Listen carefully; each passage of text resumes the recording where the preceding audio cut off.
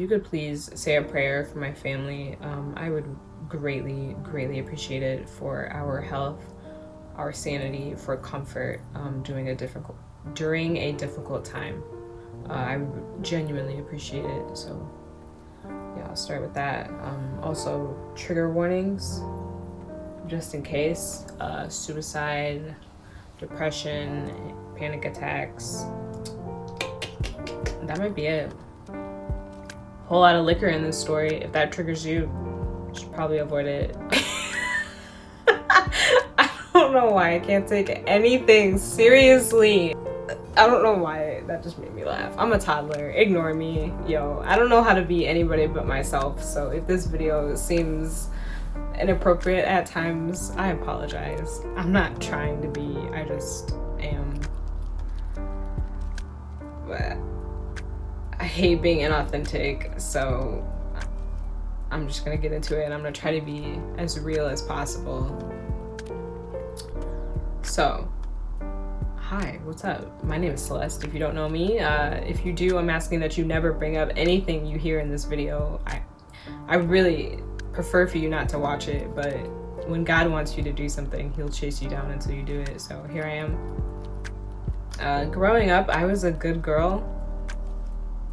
I don't know how I got to 2016's version of myself, but I stayed in school. I was in the church when I was really young. I got baptized. I was in the church choir. I loved it.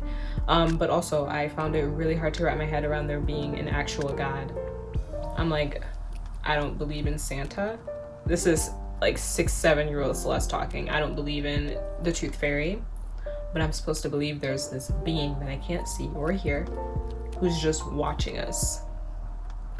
It didn't make sense to me. It really didn't. I found it so difficult to wrap my head around, and people were catching the Holy Ghost, and I was just like, this all seems very extra. I thought it was fake, honestly. I thought everybody felt the way I felt, and we were all just putting on a show because we were all scared to go to hell. That's what I thought, but wow. Boy, was I wrong. So that was my relationship with God up until I was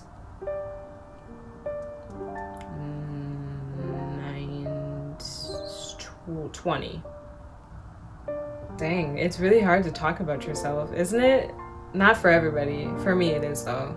I don't know where to start. It feels like there's so much that's gone on in those 20 years leading up to when I really found out that God was real. Unless I just jump right into it. Should I just do that? Okay, you need backstory, though. You do need a little bit of backstory. So there was this guy, right? Oh no, a guy. Yeah, there was this guy. And I had boyfriends before, but when I met this person, it just felt like something completely different. Also, I should point out, my whole life, I felt like I was different.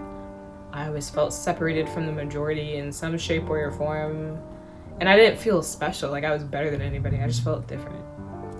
I know everybody thinks they're special, but I didn't feel special. I really felt just different. I was like, why don't I think the same as everybody else? Why do I always have to feel or whatever? I felt different. Y'all get it. I don't know why I'm elaborating. Back to this douchebag. I'm sorry. That, you know what? Lord forgive me. That was mean. But you know what? I'm not exactly taking it back because it's true. But it was mean, so forgive me. But anyways, this dude, we're gonna call him dude. Dude was 23. I was 18 when I met him. I thought he was a good guy. I thought he was really sweet, you know? I met him in the library. He wrote me a note. He had glasses. He looked like a little dork. I was like, I'm a dork too. Like, let's be dorks together. He was super skinny. He was hilarious. He probably still is. I don't know. But when I met him, I was, you know, innocent little virgin. I had never even really been to a party for real. I never had liquor like that. Like I was a good girl in college. He was just not. Okay, y'all get the dynamic. I'm about to fast forward through all of that because I'm not even trying to relive it. He's not important, but my heartbreak from him is what really caused God to decide that he was sick and tired of me putting men on a pedestal above him, and that he was ready to reveal himself to me fully. So, you've already heard it. Spoiler alert, dude broke my heart. What? We're surprised? No, nobody is surprised. Because you're 23 with an 18-year-old. Like, and I'm not saying, whatever. Yeah, y'all get what I'm saying, though. He wasn't a good guy. He was such a bad guy. The enemy knew exactly how to draw me in and then break my heart. But despite, me joking around and laughing about it, I genuinely was so heartbroken by him continuously choosing other women above me. He would constantly tell me he didn't want to be in a relationship, and I would not believe him. I'd be like, yeah, sure you do. You just don't know what you want. Not exactly, Celeste. Sorry. He means it. Celeste from the future talking. And I was so broken when I got proof on Snapchat. Yep, he meant what he said, Celeste. He doesn't want you. He's with homegirl, living the time of his life. Now she's giving him a lap dance. That's cute. Okay. I'm not even out the picture yet. I guess he just decided he didn't care. He never really cared. We all know that now, but being, I was 20 at the time? 19, 20, you don't really truly know anything. So, I got my heart broken really bad, and it was the kind of heartbreak that didn't allow me to leave the bed. I'm pretty sure I called off work quite a few times. I'm surprised I didn't get fired. There was constant pain in my chest. I couldn't breathe. Lots of tears, constant crying. I didn't want to go downstairs. I was constantly putting my glasses on, not because I wanted to see. I didn't care. I just didn't want people to see how red my eyes were from crying all of the time. Didn't eat. I lost a bunch of weight, and it took a toll on me. And so 2 months later, still heartbroken. It's not my first heartbreak, but it is hands down my most intense heartbreak.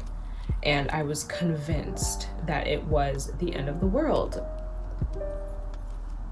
And I'm at a bowling alley one night with a boss of mine. She was my professor, and then eventually I became her intern. So I'm an intern.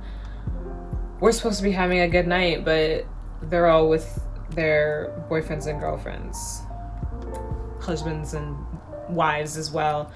I was like, oh, okay. And then there's heartbroken, sad Celeste, and I could tell I was just ruining their night.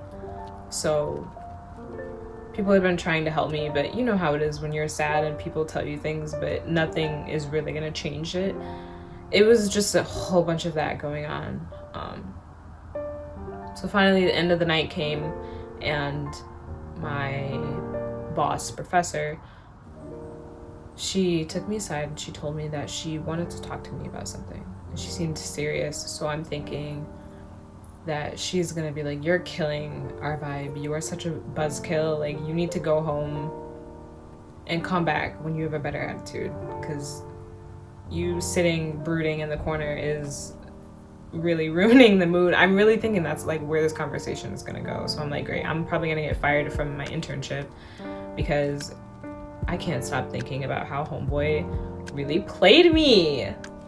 That was half of the heartbreak right there, was you're smart enough to not get played, so how did you end up in this position in the first place? And like I said, I put relationships on such this big pedestal, and I really felt like he was the one. I really genuinely thought we were gonna get married. I lost my virginity to him, and it just felt like such a stab in the back and in the heart and in the chest, and it was just a bunch of stabbings is what it felt like. So anyways, we go outside, everybody else leaves except for her husband. He's in the car, and we're in this bowling alley parking lot at 11 o'clock at night, and she looks at me and she says, God is speaking to me. No, she said I think she said God is speaking through me right now to you, and he wants me to tell you that everything is gonna be okay. I'm like, more of this? You can just tell me that back there? I'm like, oh, thank you. You know, still not really believing. Just tired of everybody trying to make me feel better, because it's not gonna work, right? And she's like, no, like, you're not listening. You're not taking me seriously. And then she starts prophesying. And I don't know if I want to get into detail. Even if I wanted to, I don't exactly remember everything she said, to be honest. Sorry if you can hear those dogs. I don't remember everything she said. But I remember that she started talking about my future and how I put men above everyone, including myself. And how if I kept going down that route, it was only going to get worse, and I was going to keep getting hurt over and over and over again. And then telling me things about my future, things that God had in store for me. So I'm standing there, and we're both crying because it's just an emotional moment. It's an emotional conversation, but there still isn't that click yet where I realize this really is God that's talking to this woman, or I guess through this woman to me, until she mentioned something. And I don't remember if this was something that I only told a select few people, or I don't remember what the thing was. I just remember that she said something, and I distinctively recall never telling this woman or anyone around our circle this particular thing. And in fact, if I can remember correctly, I don't think I told anybody. And it's not some really specific detail, but it's specific enough to pique my interest and to have me going, how does she know that? And then she did it again. At this point, she is telling me about myself. I think she even said something that I didn't even know at the time. And yes, she is continuing to tell me small things about my future. Talking and talking and talking and talking. And then that little seed, that little question mark pops up in my head, and I'm wondering, I'm asking God, I'm like, I don't know if I fully believe, but if I do, God, is that you? And there was just this immediate wash of love, of comfort, of confirmation in a physical way. Does that make, I don't know if I'm making sense. Does that make sense? And oh, I was bawling. I bawled.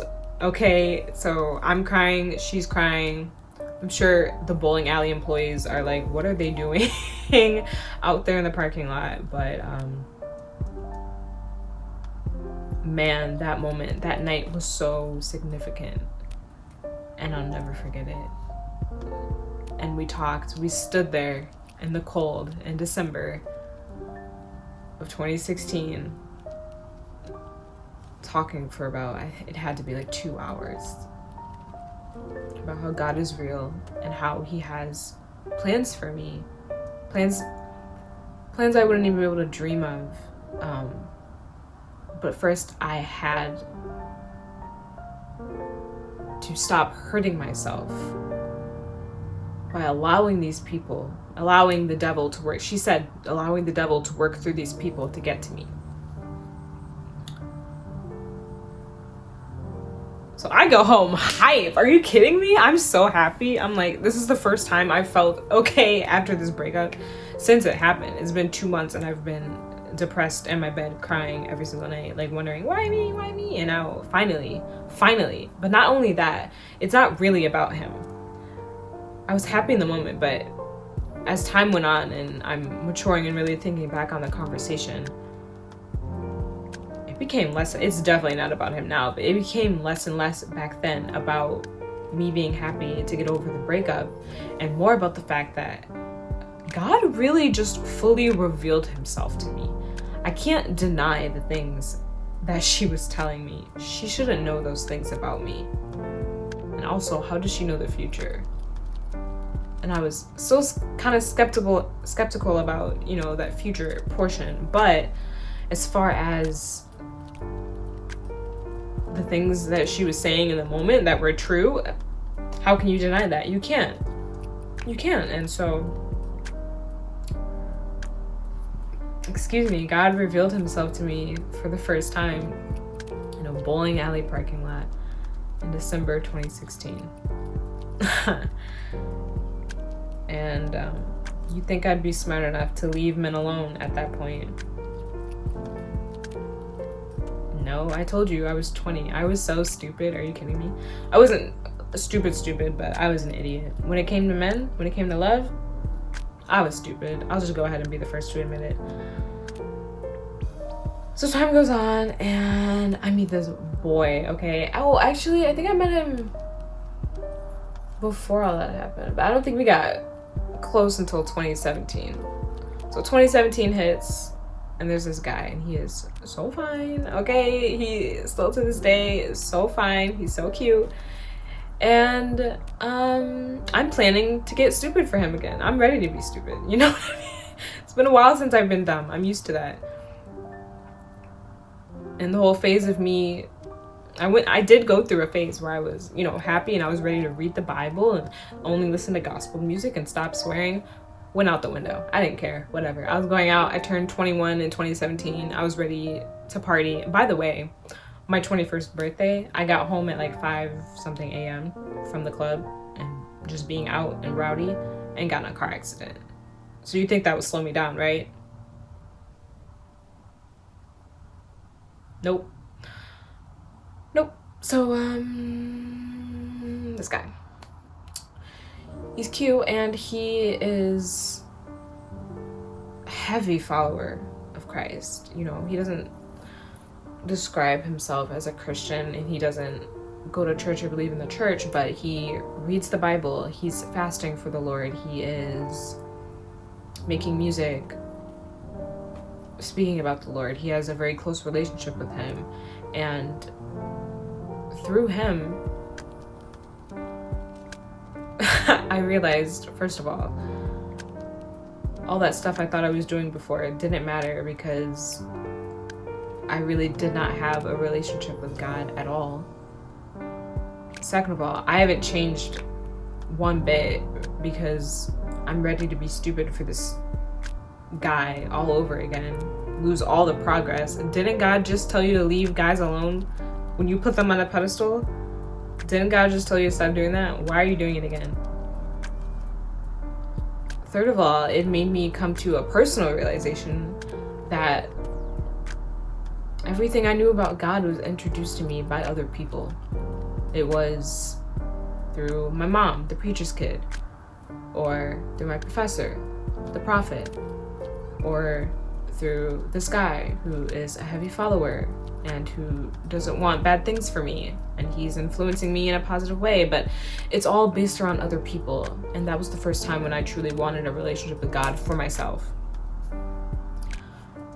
Fast forward again another year, and I wasn't involved with him anymore. I was truly trying to seek God on my own, trying to find what he wanted me to find. I was tired of him having to come to me. I wanted to come to him. I'm ready to come to God, okay? But skirt, here's Satan again. Another relationship. This time, we get engaged. I'm on a roll.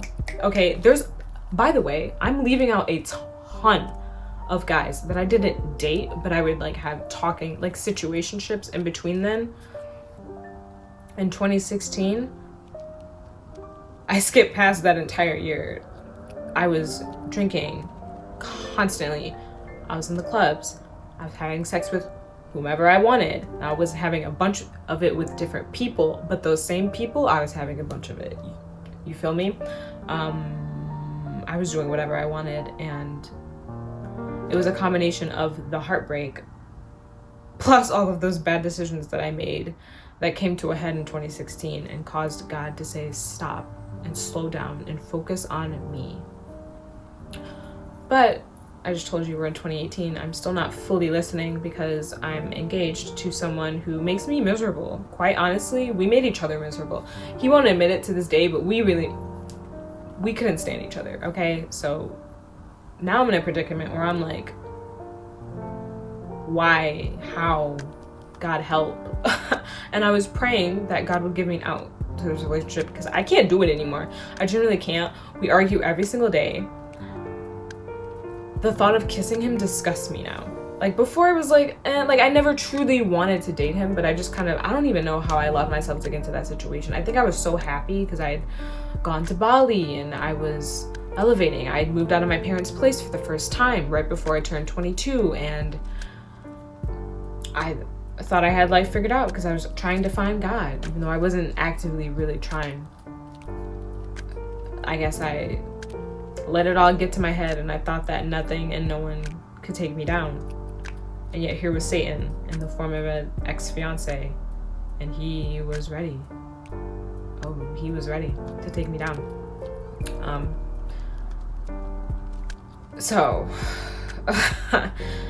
after praying for about 2 weeks for God to get me out of this relationship, because we're engaged, we're about to get married, I can't do this. And I can't just break up with him casually because, oh, I just don't think we're right for it. Okay, so you could have told him that months ago. Like, you're engaged now. It's kind of too late for an excuse to break up. So I need a genuine reason. And I think I remember praying. I said, God, if this is the one, if this is your will, if this is okay, then just help us to stop arguing, to stop hating each other and fuming and bickering and. But if he's not, I need you to get me out of this because I don't want to be here. So this night comes, the night we broke up, and we had been arguing, surprise, and we ended up at a club. For my Detroit people, we were at a 29 in Park. I'm looking good. That's not me being cocky, that was just the truth. I had on a nice dress, my hair was nice, my makeup was nice, my nails were, I was looking good. And we get over to a booth with his friends, and there's a ton of guys there. There's like maybe 1 or 2 other girls, a ton of guys. So I'm wearing something tight and revealing. Don't judge me, I just was. And those guys are staring. Here comes my possessive, controlling, overprotective fiance. He looks at them, he's like, let's go somewhere else. Mind you, I just got over there. I already didn't want to be. I would never, even in 2016 when I was going through that phase of doing nothing but going out, I never was a huge fan of clubs. I just don't care for them. You're either a club person or you're not, and I wasn't. So I already don't want to be there. I just got my drink. That drink was good. That's just the truth. It was a good drink. It had some Sprite. It was light liquor and it was fruity, but it wasn't sickly. It was a good drink. I can sit down at the booth. You're trying to go over there where I have to stand in the middle of the club. I'm not trying to dance. Not with you. I'm tired of you. I was upset. So now we're arguing in a club. And I walk away and I'm trying to stay calm. He follows me. Now we're arguing by the bar. Now the club is looking at us. The bouncers are looking at us. Pretty sure they were going to throw us out at some point. So I just take my keys because we drove my car, go back to my car, and just go to sleep. Wake up to him screaming on the phone with some girls. Don't worry, it was his cousins. Apparently his brother is at a different bar. I'm explaining this night to you because it's so weird, but I think that it pertains to the second time that God spoke to me. But this time he spoke to me directly, and I'm gonna get there in a second. His brother is fighting some bouncers at a different club in a different city, in Royal Oak. I'm like, great, okay. He drives us out there. The cop is telling me to move the car. The cops are there trying to break up the fight. He's there trying to break up so much is going on. Finally, his brother goes back. He's fine. He comes back to the car. He's fine. We're about to go home. It's like 4 a.m. I'm hungry. I just decided that I was hungry. He was hungry. He was hungry too. He didn't say that he was hungry, but he was probably hungry. Was he the hungry one? Nah, I was probably hungry. I'm usually hungry. All that arguing really mustered up an appetite in me. So we go to Coney Island. Now he lives in the hood, like Finkel Okay, he lives in the hood. Go to this Coney. I'm minding my business. It's a cook, and it's the one woman who is taking the orders. Busy Coney Island. There's like 10 other people in there, and for some reason, she hones in on me. She puts my food down, then she answers a phone call, hangs up the phone call, and I didn't grab the food because she forgot to put my cake in it.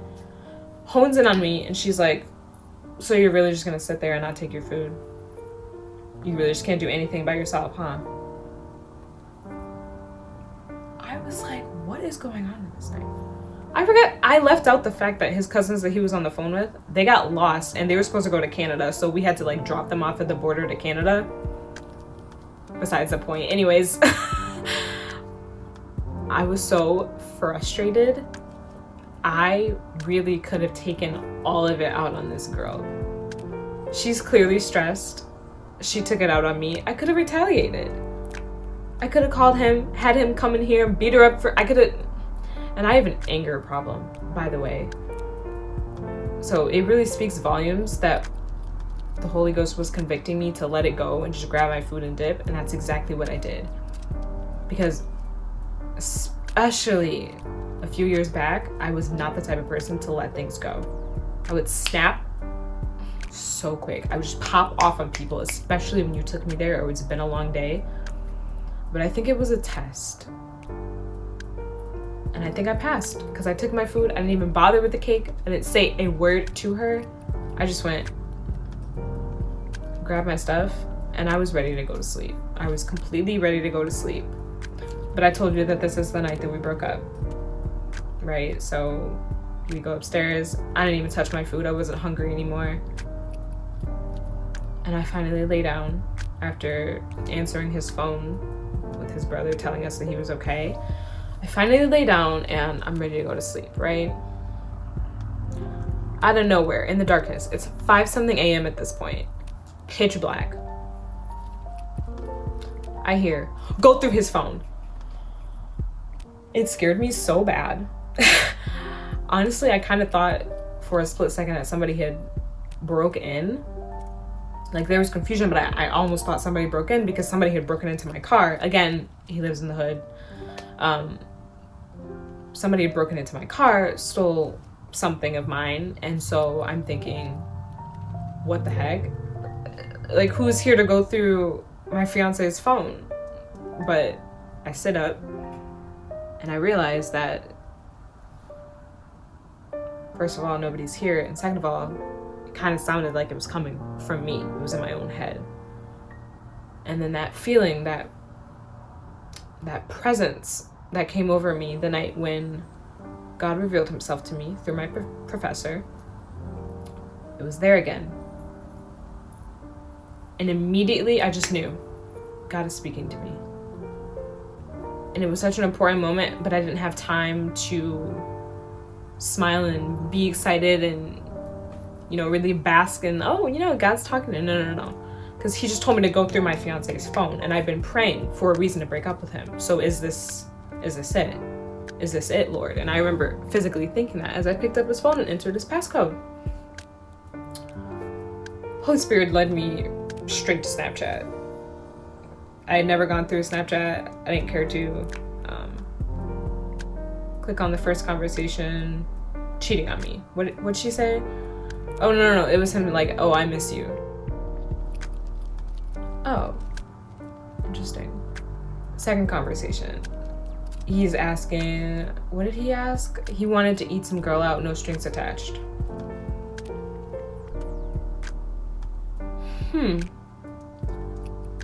Interesting. 2 more conversations, cheating on me in those as well. I'm like, first of all, how do you even have the time? You're with me 24/7. What? But at the same time, I'm relieved. I can't be too mad at him because I want it out, right? And believe it or not, this is not the first time he cheated on me. This is just the time when I'm ready to dip, you know what I mean? So, wake him up. Obviously, we broke up. And I would say that was that, but I let stupid take over me for about a week and a half. I gave him Actually, it was probably longer. It was probably like 3 weeks, where I gave him a chance to rectify his actions, and he still was lying about things, and he still was messing around. So eventually, yeah, I was done for good. But before that, I don't want to pretend to be such a victim in this situation. There was some violence. The last time that I saw him in person, we definitely probably should have had restraining orders against each other. Some things happened. Some physical altercations went down. I'll admit, I'm not innocent. Okay, but I never cheated on him. I'm loyal. I've never cheated on anyone ever. I never will.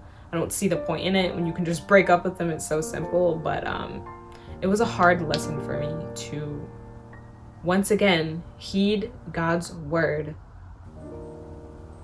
to stop putting other people's happiness above my own. Not just men, but women as well. Friends, family, everybody. And I really needed to focus. I was so all over. I was distracted and I needed to focus. Stupid hit me again when I let Dude, you remember Dude? 23, I was 18. Let him back in my life. That was dumb. That was dumb. There was no excuse for that. That was stupid. All that on and off we did, and you were gonna go on again for what? Obviously that didn't work out. And 2019 hit, and we were done for good. After a pregnancy scare, we were officially done, and we have been ever since. But during that time period when I was trying to figure out, should I let Dude back into my life, I got involved in New Age. The cherry on top to a lifetime of bad decision making led me to the occult. And I'm not judging anybody still in it, because didn't I just tell you I was in it? I was in there for a full year. Like, I'm not judging you, okay? Trust. I'm the last person that should be judging anybody about anything. I was stupid when I was younger, didn't you hear? But considering I was looking for God before, how did I let myself get there? Well, it was because I wasn't reading my word. I wasn't reading the Bible. I didn't truly know how to discern God's voice from my own voice, from the enemy's voice. I didn't know anything because I wasn't trying to get to know God on that level. I thought me generally being a good person, again, back with this thing again, and him speaking to me and saving me from a terrible marriage was, a good relationship. So I allowed myself to get wrapped up in tarot card readings and psychics, which I would pay money to have them give me psychic readings. And the thing about it is, it's not like, oh, it's a waste of money because it's all fake. There are fake people out there, but this stuff is very real. That's the scary part about it, is how incredibly real all of this is. New Age is dangerous not because it's fake and it's an idol above God, that too, but because it's real and it's messing with things that you need to leave alone. Period. There's nothing else to say about it. Leave it alone. I get scared even seeing tarot cards now. I'm like, oh, oh. So anyways, fast forward to 2019. I discovered tarot back in, I think it was August of 2018. Me and ex-fiance broke up in like July. Me and Dude were talking by August. I know, terrible. I'm terrible sometimes, I know. But it's over. It just is what it is. It's what I did. So I allowed these tarot card readings to make decisions for me. And I did that for quite some time, some months. Sorry if I moved the camera. If I wanted to know, should I forgive someone, I'd go to tarot. It was never like, oh, let's pray about it. Let's think about it. Let's ask our family. No. I went to tarot for everything. Then I started getting into chakras. Then I started getting into numerology. Then I started getting into manifestation. And the real kicker, when you really start knocking on the super dangerous doors, because those are dangerous, but those you can kind of escape from. The true danger started when I started getting involved in spirit guides. And I don't even really want to talk too much about that, because I got out of this stuff just last year. 2019 was not that long ago. That's still kind of fresh when you think about it. You know what I mean? A lot can happen in a year, but it wasn't that long ago. But I remember watching certain YouTubers speak on how they had these relationships with these playful, innocent, joyful spirit guides. And they would tickle them and play with their hair and whisper things in their ears and watch them while they slept. That's creepy no matter who you are. Sorry. And I was so wrapped up in all of this, and also in a place in my life where I was stagnant and I felt like a failure, because after being in my apartment, I moved back in with my parents again, which is where I am right now, but I have a different perspective on it. I'm not gonna trip on it. It is what it is. COVID, okay, I get it. But last year, it really hit me hard because I felt like I should be going forward in life, and I constantly feel like I'm regressing, right? I constantly feel like I take one step forward and 7 steps back. And I am, to this day, sick of it. But there's hope at the end of the tunnel. Anyways, spirit guides. I let myself get wrapped up to the point where I decided I want a spirit guide as well. It can't hurt. Just as ignorant and naive as ever. And so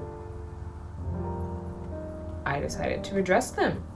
I told these things, I'm not gonna say that now, that I wanted them to come into my life and into my house and into my home and make themselves known. After all those scary movies, I became the dumb main character who you're screaming at, like, hey, no, don't do that. Don't go in there. Don't talk to that person. Don't say hello as you look in the... Don't. What are you doing? But I couldn't see it. Not long after I extended that invitation to these demons, I was standing in my living room, minding my business, nighttime, listening to some music, and I felt an intense gust of wind fly past me. There's nobody around me, not my dogs, the window's closed, the fan is not on. And I froze in place, and it felt like, you know how if somebody was to run past you really fast, you would feel the force of that wind go by with them? It felt exactly like that.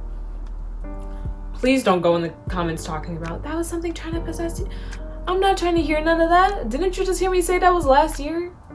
Don't do that to me, okay? I have to sleep alone at night. Please don't do that to me. I like to sleep with the light off. I don't want to waste the electricity bill. Don't do that to me, please. Okay, I get it. I was messing around with some demonic stuff. It was dangerous. Maybe that was it. I don't want to think about that. Turn around, nothing's there. I said, okay, I'm gonna dip. So I left. I think I went to a friend's house or whatever. Didn't talk about it, didn't think about it, let it go. I did tell the story at a little bonfire. Ooh, scary bonfire. But I essentially let it go. Time passes, maybe about a month later, I'm watching a tarot card reading. It's the middle of the day. It's my day off. And I have to go to the restroom. My restroom has 2 portions. And the portion with the toilet and the shower, which is where I'm at right now, there's a door separating it and there's no windows in there. So it's pretty dark. I have the door mostly closed, so there's just enough daylight coming from the window out there on the other side so I can see what's in front of me, but not enough for me to be able to tell the details. So I'm sitting there, and my body naturally looks up. Oftentimes when something or someone is staring at you, you look up. It's kind of just a subconscious thing that happens, right? I look up and I'm face to face with something crouched on the very small ledge of my tub. Hands and legs just crouched there, and it's black. I can see that there are eyes and it's staring at me. And it's in motion, but it's not moving. You know how if I stay still and I do this, you can tell that I'm, alive. I don't know how else to say that. You can tell, but I'm not moving. You know what I mean? Just still. And so it's crouched there, it's still. And it's just barely in motion. And I freeze. I think I was in shock because I really didn't have any thoughts going through my head the few seconds that it was there. But there was this unsettling feeling that I pushed down that was so obviously in the room. I mean, that was a thick, heavy room. And then it was gone. And because New Age focuses so much on watch your thoughts, positive thinking only, otherwise bad things are gonna happen to you. Like you control your outcome, manifestation. You know what I mean? I was really trying to avoid thinking negative thoughts or acknowledging how scared I was, because I thought that's just gonna result in worse things happening. So I decided to pretend I was excited. I said, oh my gosh, yay, the spirit guides are here.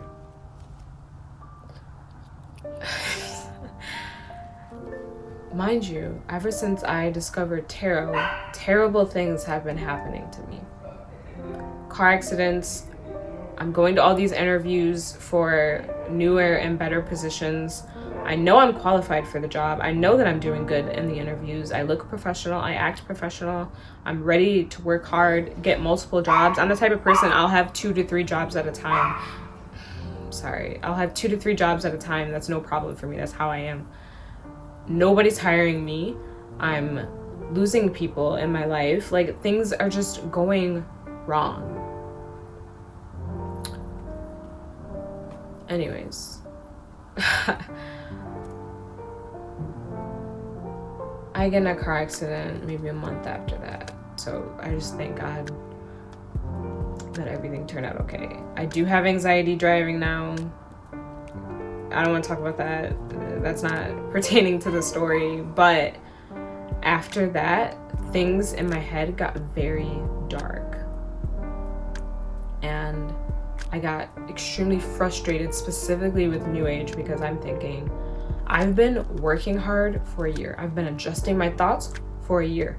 I've been doing this thing, doing that thing, watching the readings and manifesting good, positive things. Where are the benefits? My life is falling apart in front of my eyes. Why am I miserable? Why am I here? Why am I in a worse spot than I was when I started getting into this stuff? What is going on? And I also got mad at God because at the time, I guess me and the enemy combined forces to convince my mind that somehow God was the one running all of this New Age occult stuff. He was the one in charge of it. He wanted me to discover manifestation and the universe and my chakras and healing and all of that stuff. Like, but that's what I thought. So now I'm mad at both of them, because why? Excuse me, just why? I didn't see the purpose. Nothing was going right. I was so depressed. I was so freaking depressed. And now add all the stress from finances and my driving record, which wasn't good because I had a history of speeding.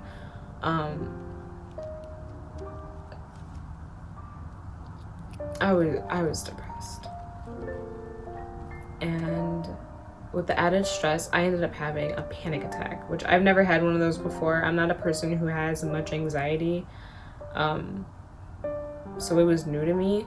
And I was sitting in bed, chilling, watching YouTube videos, and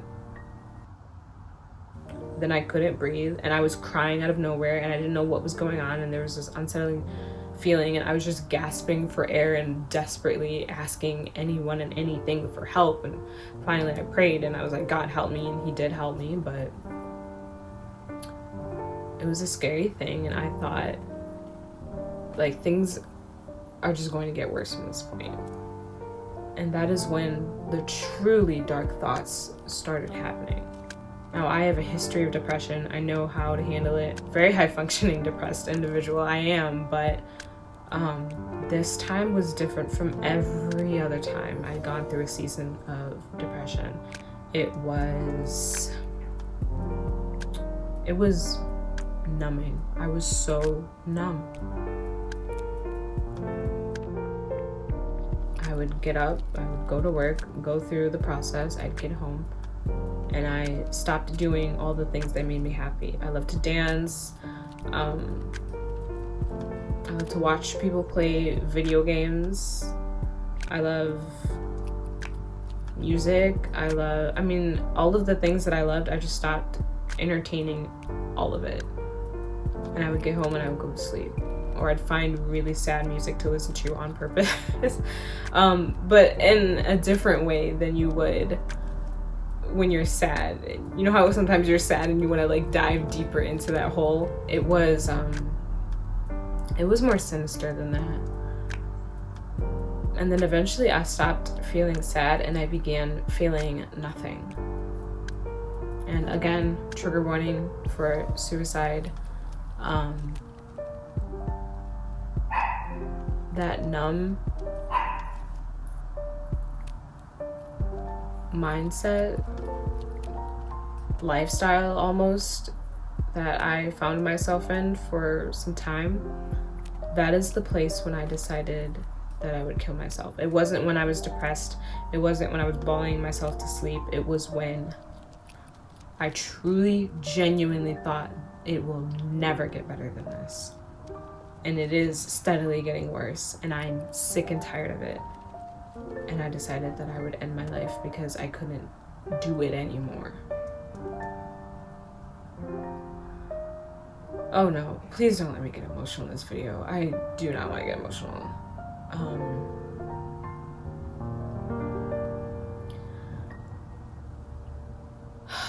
So some days went on with me considering, and then the day came when I decided I'm just gonna do it. Death has to be better than this. It has to.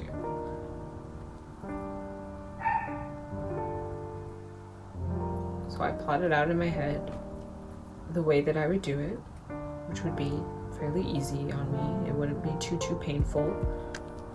It would be... Anyways, and I started thinking about the people that I wanted to address in my suicide letter. And I got onto YouTube to look up how to do it, which is almost funny when you think about it, because I'd always felt like I never did anything right, but this one last thing that I was gonna do, I wanted to make sure that I did it right. So I got onto YouTube and I went to touch the search bar to look up, I don't remember what I was thinking in that moment. Suicide letters, how to write one. I don't think I was expecting a tutorial, obviously, but just some sort of information on what people typically do.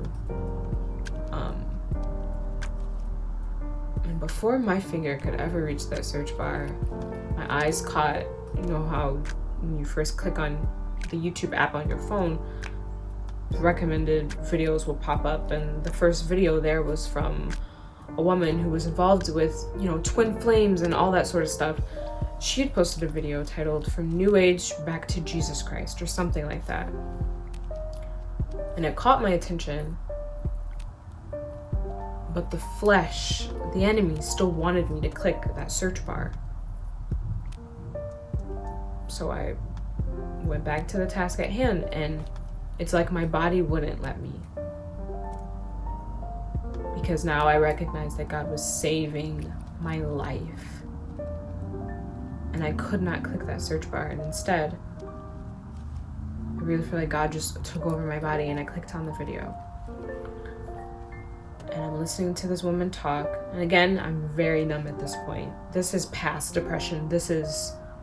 I was seriously mentally ill at this point, and nobody knew. Isn't that crazy? You can be so sad and nobody will know. But this woman is talking about how she found God again.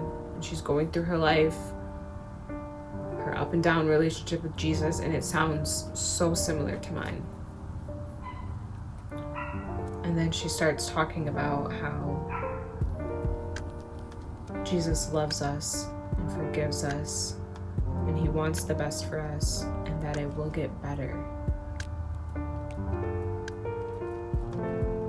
And upon hearing her say that wasn't exactly what she was saying, but she was saying those sorts of things.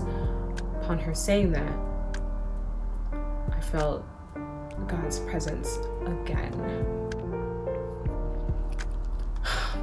Please don't.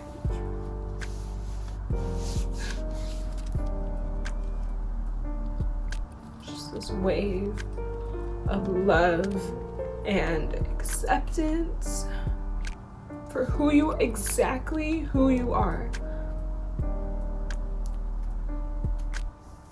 And I just broke down, and I just let him hold me. He was telling me it's okay. And he really saved my life. Because I should be dead, and I'm not.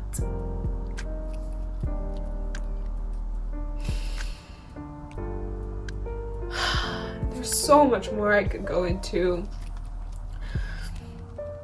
especially relating to 2020. But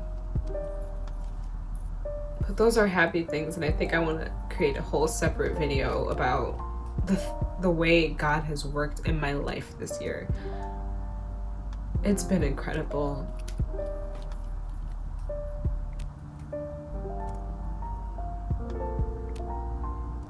I used to think that I would end up in hell anyway. For the times when I've wanted to kill myself, for the times when I've done people wrong, for the times when I sinned and I liked it, when I would rebel on purpose. And over again, the Father has simply accepted and loved me. Not accepted my sin, but saw me for who I was, listened to me, comforted me, and let me know that that's not the case and that's not how it works.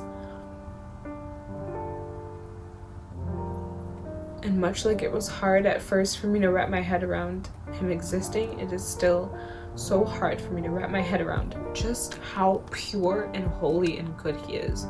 As a human, I can't even make sense of it.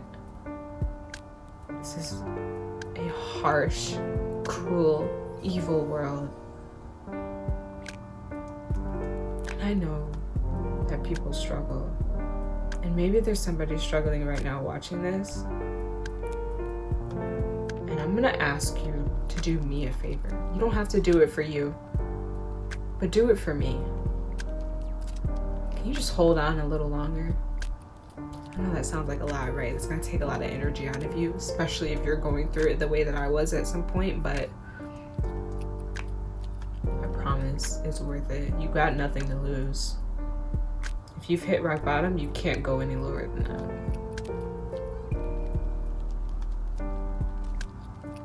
Just hold on for a little longer. Because, man,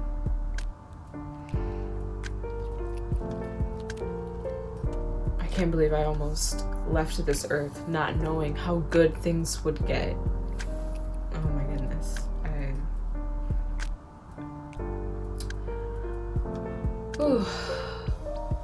So, God is great. There's an understatement for you. And that whole phase of my life feels like it was a lifetime ago. It really wasn't that long ago. That's just proof that your situation can change so quickly. I used to cry such sad tears. I don't remember the last time I cried from sadness. 2020, I have become the biggest crybaby, but now I cry from happiness. I used to think people were lying when they would say like, oh, I'm crying happy tears. I'm like, no, you're not. You're lying. It's true. I cry happy tears now. I cry at everything. I'll see a beautiful sunset and be like, it's just so pretty. Like, I don't know. I'm just an emotional person now. I never used to be emotional, but I don't know. I believe that God can change us. He can change your heart. He can change your mind. He can change your path and lead you back to His will, if you just let Him. So it's insane to think about where I'd be if He had let me. But He didn't. He saved me. And there's nothing that I could ever do that would be able to repay Him back for that, and that's sad. But there's joy in knowing that there are little things that we can do. We can have faith. We can share the good news. We can obey Him. We can avoid sinning. We can love one another. Oh my goodness. Please, can we do that? Can we do so much more of that? Let's just love one another. And I need to work on that too. We all do, especially this year. The climate, it's dark out there, okay? But the light is bigger. God is bigger than any darkness. And I just pray that if anybody was meant to hear this message, that it blesses you in some small shape, way, or form. And I don't really know what else to say. There's a lot I left out, but for the things that I put in here, I would go through all of it all over again if it meant that I was able to reach the spot that I'm in right now. That's how good God is. That's how much He's brought me through all of it. And He can do it for you too. I've seen it. I've seen Him do it for me, for others, for so many. And I'm gonna pray that He does do it.